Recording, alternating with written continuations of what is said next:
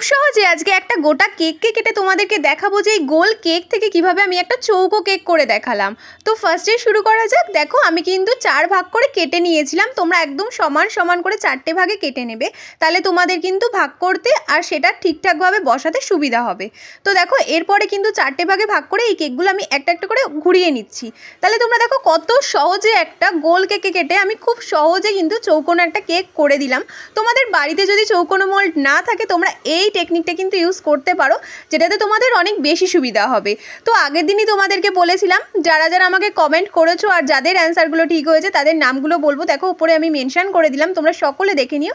তো এই কেকটা তোমাদের কেমন লাগছে লাস্ট পর্যন্ত দেখার পর সেটা আমাকে অবশ্যই জানাবে।